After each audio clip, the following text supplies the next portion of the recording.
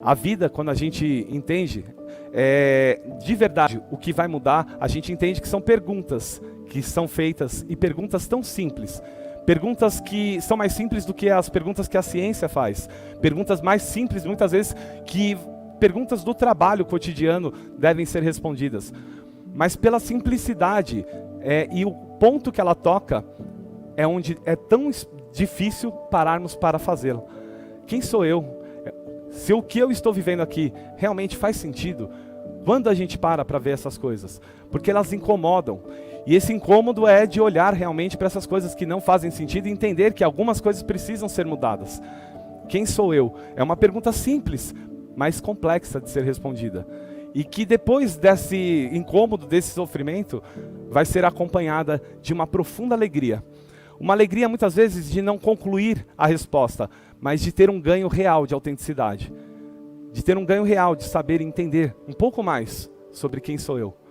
Muitas vezes a gente não constrói tempo para definir esse eu, e aí vamos indo em busca dessa alienação. Ou às vezes quero entender quem sou eu, qual é o meu lugar, minha vida está ruim, e aí a gente vai buscar um caminho, mas não o caminho talvez mais verdadeiro, ou mais simples, aquele que vai te trazer a resposta. A gente vai buscar o mais fácil, porque existem gurus que prometem caminhos, existem diversos livros e metodologias que prometem para você entregar um caminho que respondam essas perguntas. Mas será realmente que a bota ou o sapato do outro vai caber no seu pé? Será realmente que acordar todos os dias 4 horas da manhã, tomar um café com manteiga, um gole de vinagre, banho gelado, vai fazer as pessoas serem realmente mais quem elas são? Ou para uma parte vai funcionar e para outra não? A grande pergunta não é nem sobre o que é o método, mas sobre quem é você, com as experiências e as rotinas que você escolhe para o seu dia a dia. Porque pensa comigo, imagina uma situação simples aqui. Você chega na sua casa, você está com o seu celular. E aí você pega o celular, você entra em casa, você percebe que acabou a bateria, acabou a energia. E você está sozinho naquele momento. E aí você olha o seu celular e está lá, 3% de bateria. O que você sentiria nesse momento? Sem energia, sozinho, seu celular com 3% de bateria.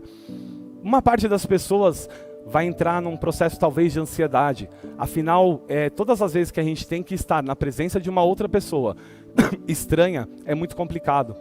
E aí nesse momento você se vê lá, com aquele estranho que é você mesmo, sem saber o que fazer para ser feliz em alguns poucos minutos ou algumas poucas horas, estando na sua própria presença. Sem o uso de uma tecnologia ou sem, de alguma forma, ter alguma coisa programada na rotina. Quantas vezes já passou por isso? A gente não sabe e não entende aquilo que somos. E por que isso acontece? Porque quando nós aprendemos como espécie humana a viver em sociedade, nós entendemos que para que isso aconteça, assim como vimos lá na primeira aula, algumas regras deveriam organizar a maneira como nós nos comportamos nesse mundo. Afinal, alguns instintos animais deveriam ser reprimidos. Veja que muitas vezes, quando esses instintos vieram à tona, a gente conheceu grandes tiranos ao longo da história.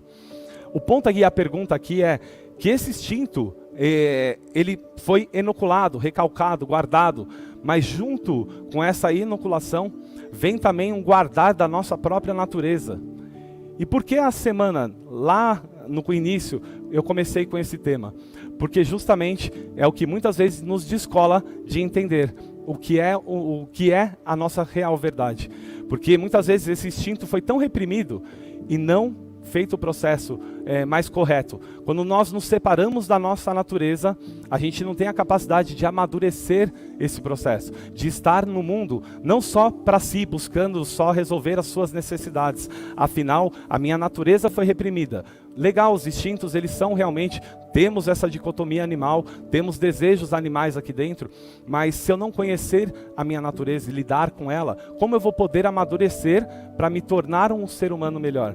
Então guarda tudo isso, põe regras e vamos jogar o jogo, que aí a gente tem um caminho mais fácil e mais simples e menos problema para lidar com pessoas que podem ser taxadas como ovelhas negras e que vão tentar mudar o curso da história da humanidade. Pessoas que libertaram a escravidão, pessoas que fizeram outros seres humanos a entender uma coisa tão complexa, que somos seres humanos, iguais, vivendo em um mundo onde podemos, a partir dessas relações, fazer algum sentido maior nesse lugar. Tivemos que lembrar, alguém teve que levantar a bandeira para humanizar. Estamos na era da humanização, pessoas humanizando empresas. Você já imaginou em educar seres humanos a serem seres humanos? O quão difícil é muitas vezes responder, quem sou eu?